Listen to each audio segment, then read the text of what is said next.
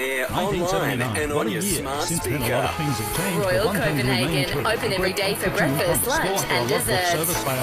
SAFM News Briefing. Over 270 locally owned centres servicing Australia since 1979.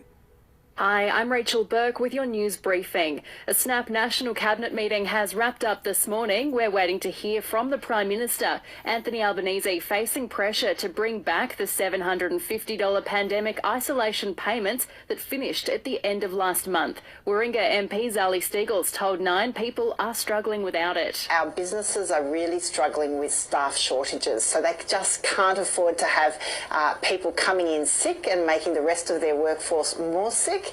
But also, obviously, cost of living is really impacting families. So casual workers need to be able to isolate and still put food on the table. While COVID cases continue to surge across the country, Professor Brendan Crabb from the Burnett Institutes told Seven he wants to see a shift in the government's response to this Omicron wave. I want the Prime Minister and the Premiers to say we're now switching to a low COVID strategy. We're going to do our best as a government and as a community to keep COVID numbers down. Yes, to protect the elderly and our hospitals, but also to protect everyone. A horror crash in the remote Northern Territories claimed the lives of a young woman and an infant. A car and a truck collided on the Roper Highway yesterday afternoon. The pair sadly died at the scene. It comes as road fatalities spike in the Northern Territory. There have been 31 deaths this year alone.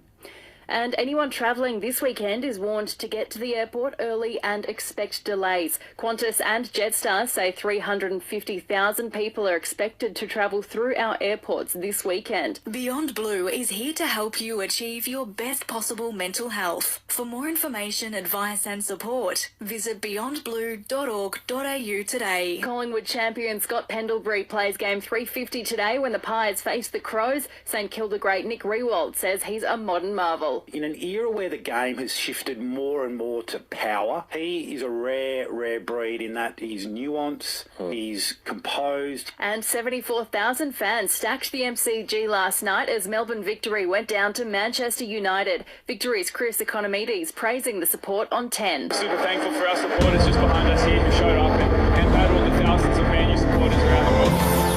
Sell your home with Miller One and John for a $2,000 fuel card.